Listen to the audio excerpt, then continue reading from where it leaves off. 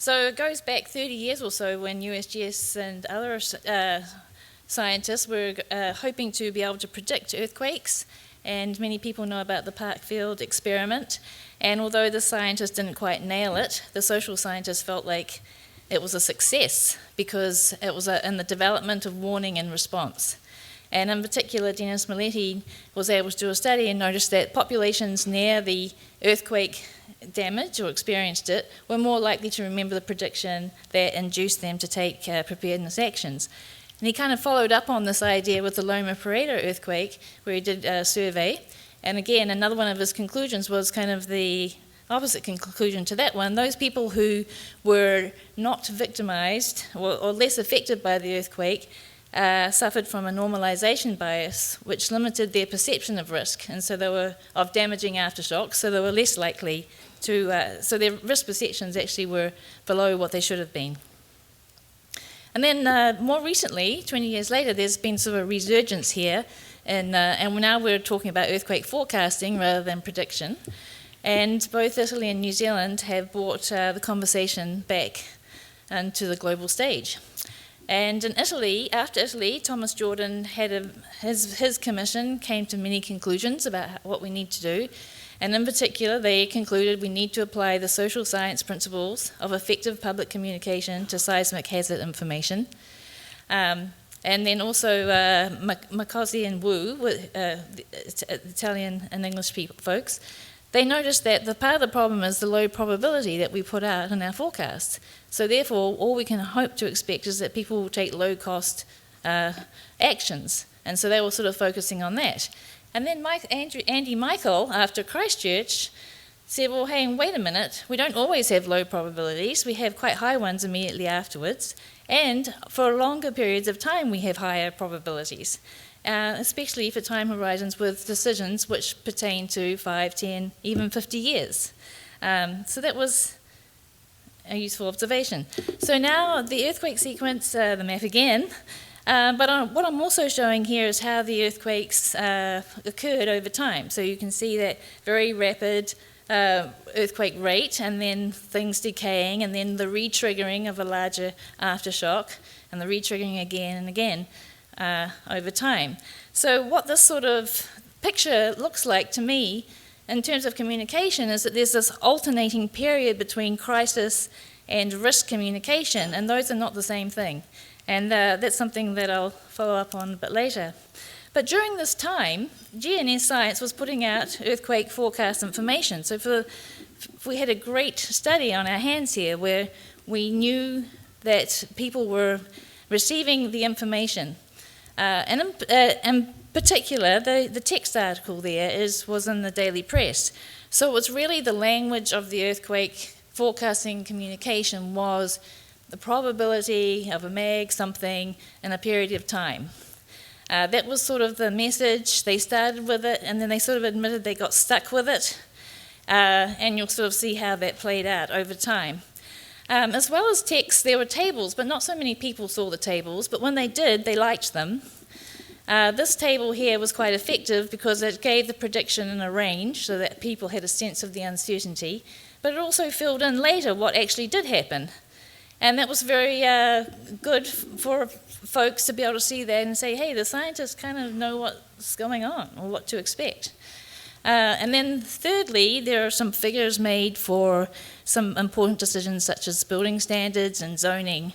And these are these graphs of different types of modelling, which if more of the engineering community saw. And then finally, the map was put out, the MMI probability of feeling shaking of MMI 6 or greater in the next 24 hours. And that actually went into the press every day, showing up like a weather forecast. The problem was that it didn't really change, especially once you got into the quieter periods, and was too boring to sort of keep there. The other problem was it was a 24-hour time period. So it's not like preparing for an earthquake is not the same as picking up your umbrella to go out. So what we did is, so now we're getting into what's the new. So we thought, hey, this is great. We can go and really see what happened to these forecasts. What did people need? What information were they looking for? How did they understand them? And what did they do in response to that?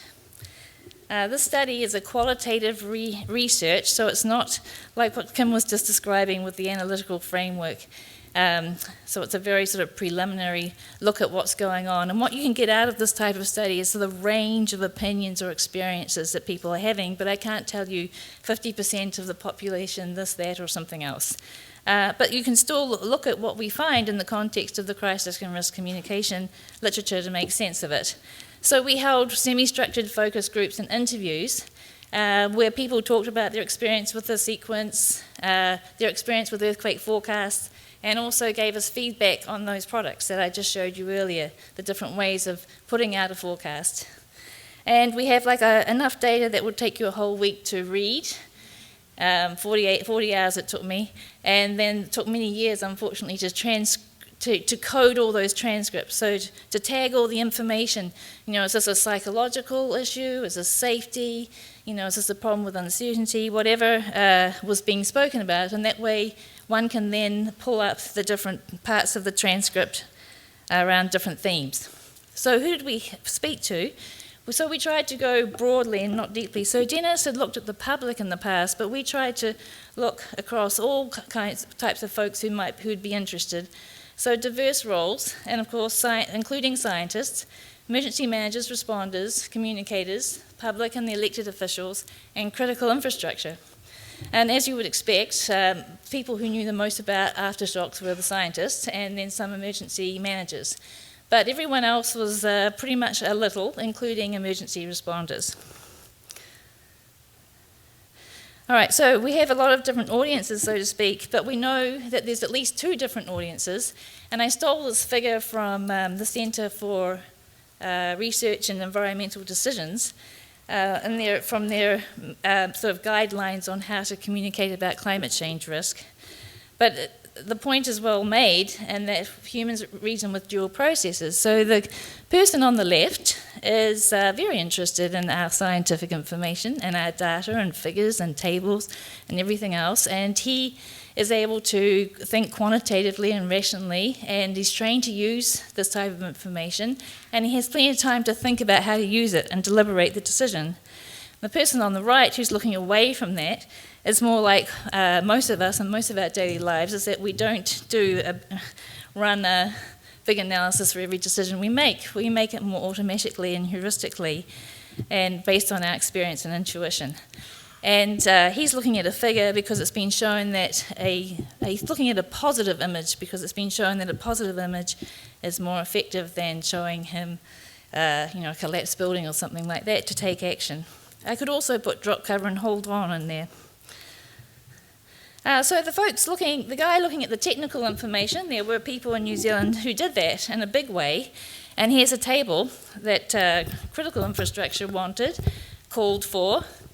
So the magnitude, they want to know for any magnitude earthquake, what's the average expected number of earthquakes of that size in the next year, month or day, and what's the range, and what's the probability that at least one of those will happen. And then he also wanted to see that information over time, because he knew that understood the process of the decay with the frequencies. What number really stood out to him in that table was 34% chance of at least a magnitude 6 in the next year. He said that was kind of the number that made him get out his pencil and paper and sort of do some cost-benefit analysis for the critical infrastructure company. So kinds of decisions he made based on that were upping his crew sizes, developing relationships he knew he was going to need with government and emergency managers, repairing or not, because he knew to avoid repeat damage, and restoring his systems and building them out in certain places. There's the figure on the right there where a lot of time was spent deliberating that type of information to make building standard decisions and zoning decisions. Notice the word deliberating. So the overall conclusion was, though, that not many people actually use the technical information, less than you would hope. So we found some star users, but not all critical infrastructure and not all cities and not all emergency managers actually knew to ask for the information.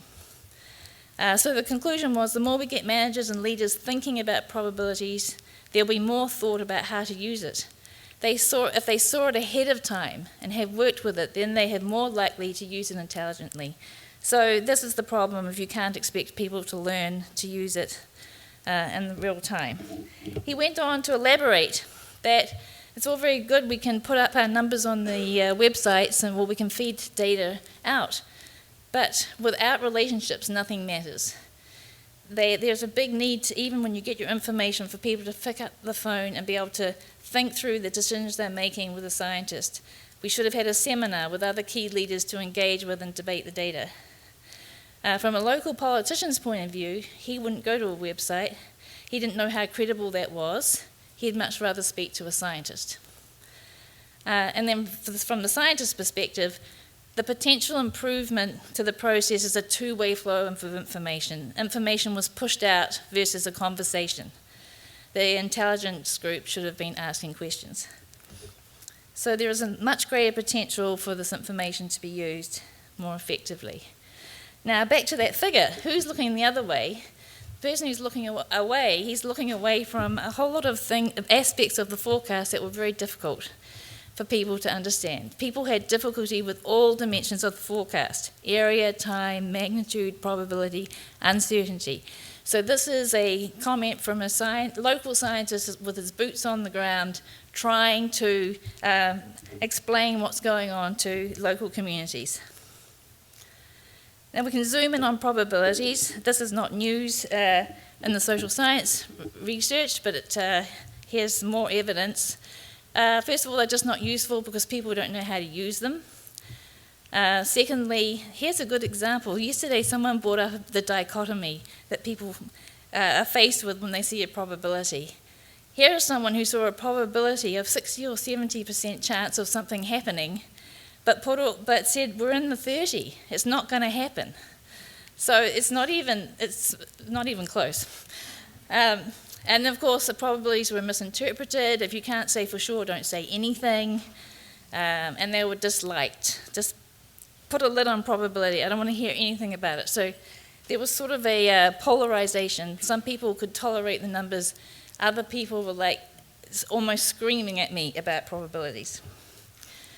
So the trappings of relying on probabilities made it very difficult for the communicators. They had to explain over and over again, and people still were not very happy with it. They tried to break it down and use analogies and put it different ways. Again, all of that was very hard doing in real time. And then what happened was when the scientists changed their model, as they learned more information, they changed their model for forecasting, which meant the probability for no reason suddenly jumped up. And this was like big news. And people were sick of it. Why do we have new probabilities that we're going up again? Most people could understand the re-energization of larger aftershocks, but the probabilities went up during a quiet period. It was a disaster in communicating. The complexity was meaningless. People gave up trying to understand. It was a shame for the general public. However, there's also, not in that figure back there with the people looking towards and away from the technical information, we found some people who were in between actually. So they were quite happy that the numbers were over there, and they were not averse to them at all. But they didn't really know what to do with them. But what the role that they played was reassurance. I think it's just good to have some numbers, probabilities, even if I'm not 100% sure what they mean. They give some sort of comfort, some sort of clarity of what we can expect. What we can expect was like if you did one of those word charts with how many times a word shows up in the transcript, what we can expect would be large letters. The scientists know what they're doing, that was reassuring, and then other people looked at that table and said, oh, it's about where we expect it to be, we're not, it's normal. Also reassuring. And then a comment on the map, and the mapping too, because to them that looks very technical. A lot of information's gone into it to make this picture. It's very confirming to me. The science is not bad. So that sort of leads us into getting not just the reasoning of how whether people can handle a probability or not, or analyze their decision. We found quite a few psychological influences on whether people were able to receive or use information. And so this was a paper that was in SRL recently, and I'm just going to highlight some of those. So first of all, the psychological state. Remember when I said it's kind of alternating between crisis and risk? So when they're in that crisis phase of the communication, that is not the time they're going to learn new things. They're suffering from mental noise from stress. They don't have the cognitive capacity. In fact, they can't even remember what they used to know. And so there's a few quotes here that make those points. Someone who was in a welfare centre said, "There's nothing in there I could put in front of 1,000 distressed people who are living in a welfare centre." That's the forecast he's talking about. They're worried about their next meal, what's wrong with their house, or everything like that. Another person shared tries to recall her moments. It's like, just tell me there's been an earthquake and tell me what I need to do. Fill up containers, check neighbours, etc. Remind people. I know it sounds odd, but your brain is not working. So I think, as USGS wants to put out operational earthquake forecasting, we want everyone to have the information immediately, which is good, because if you look at the quote at the top there, it says the information on forecasting came out too late, and people started hearing about these aftershocks when they were trying to recover, and they were already discouraged from the recovery. But the point is, we can't necessarily, we have to think about what we're putting out when to whom, and make the information available in accessible ways to people who are just trying to stay alive at the time, and others like emergency responders who may be able to use it if they're engineers. Okay, so another piece was this. Now, this is a continuing theme from Dennis's work on Loma Prieta. It was this risk normalization bias, which Lucy also referred to earlier today. So basically, the magnitude 7 occurred out in a rural area at night time. The problem with that was there was no injuries, and people just felt like, wow, we are strong, we can beat these earthquakes. And it was very difficult to get people's attention. The scientists complained they couldn't get people to take notice. He got 5 minutes in about 3 months later to be able to talk on television. And then the quote at the bottom from a local politician kind of sums it up. I don't think we really worried too much about aftershocks immediately after September the 4th. We were curious to know what had caused the earthquake, what the geology was around it. This is, of course, once they've come out of their crisis phase, and wanted to know where it was going. And then that's when we started to hear about these, you're going to get an aftershock within one measurement less than the original, and you're likely to get those, and there could be more than one over a period of a couple of years. Somewhere along the lines, we heard that.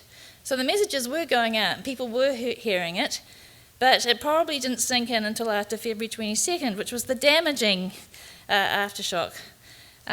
So unfortunately, it's that environmental cue piece, people's experience, that is very, very much determines what people hear and act upon. Different ways of coping is another way the population is polarised. So this is explained in the medical literature, but some people want, if you have cancer, you want to know everything you possibly can about it, and others will just avoid the information. And it's called monitors and blunters. And the same thing showed up here. A news reporter put out some information. He wanted people to understand what the risk was, what this is going to mean for building standards. And he got comments back from, good on you, we need to know this. And he got people who are really mad at him and said, we don't need to know this, you should lose your job. And then within this different ways of coping, people who are interested in seeking information are maybe seeking it to their benefit. If you understand, you feel better, knowledge is power, those types of comments. We need to be able to access the information so we can make our own decisions. However, there was a case where some cases reported where people are seeking information not really to understand better, but rather to try and get emotional support, in which case it's really ineffective. So their story here is talking about someone who kept coming back to the scientist, more and more questions, and finally the person who was watching this whole conversation said, "You need to stop emailing her because she's not asking you about the science. It's an emotional thing, not a scientific thing." And then, of course, different responses to uncertainty. So some people are able to learn and appreciate the scientific process and they can sit with that uncertainty. For others, as if anything deterministic or certain comes along, they're going to go for it. And in New Zealand, this was the Moon Man. People wanted something to believe in. He was giving them days when the earthquake was going to happen so they could plan their lives around it and have control of their lives. Well, not really, because those who are watching the social media describe the whole reaction to these predictions as sort of toxic and causing massive panic. So a scientific explanation on television was said to relieve unnecessary trauma and stress in people, but the scientists hesitated. They hesitated addressing these predictions because they didn't want to bring attention to them. And then another influence I want to bring up is political. So maybe because of the mass panic that was observed around the predictions, there was a big concern about putting out probabilities for magnitude 6 or greater earthquakes. And we'll just keep a lid on that. That doesn't go outside the room. We don't want mass panic, is what some people reported hearing. And some people say, in the social science literature, there are some arguments that panic is a myth. And when we put this article into SRL, one of the reviewers said, "But hey, panic is a myth." And we said it may be a myth, but people are believing it and acting on it. And so I think it's something we have to understand a lot better. Either way, politicians need to know what information was coming out. All right, so I've spoken to... so there's all these different tensions potentially and sort of complexities in the messaging and people's psychological and psychosocial states. That doesn't mean as scientists we have to fix all that. But if you look at the space of communication, there's multiple communication roles. And Tim Selnow will say, well, there's different parts of the message that people will hang on to. So some people like the technical information. Some people will react to, to feeling. Or some people will respond to if you tell them what to do or show them an image. So if you look at this space, some of the things I've spoken about, the mental noise here, sort of is in that space between emergency managers. So at some point, we may have to relinquish to the emergency managers because that's the most important thing for people to be hearing as to what to do. Over here, I told the story of analytical information versus emotional needs. And there was I think I'm running out of time, so I'm not going to read everything, but again, we had the tension between the politicians in terms of access to information.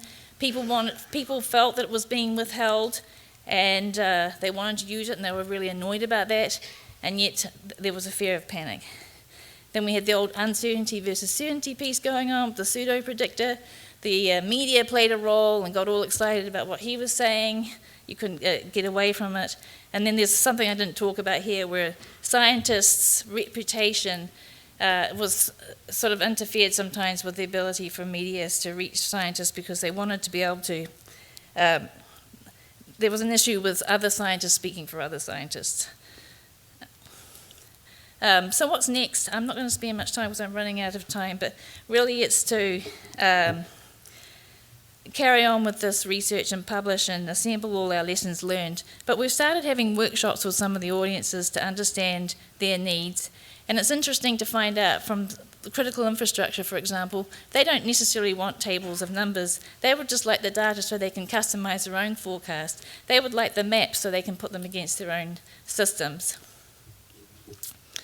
And I'm really running out of time. So I was just Mike Gilroy, he mentioned about risk. So I've only really been talking about communicating the hazard, but the risk was even a bigger problem. The key bit people were missing was a view of risk. Emergency managers really, in retrospect, felt if they could have understood the fragile building environment better, they would have been able to manage the cordons better. What's my role? So I actually haven't really paid much attention to NEHRP in the past because I've worked on different hazards. But when I read through sort of the mission and the goals, I thought there was some emphasis here that were missing that I wanted to highlight. So it's great, it's coordinated, that's really important, that's what we're seeing. We need to coordinate these messages. I'd say communicate instead of disseminate. But perhaps we can add a bullet about developing effective practices and plans for earthquake crisis and risk communications. 36 seconds. Okay. So, any questions?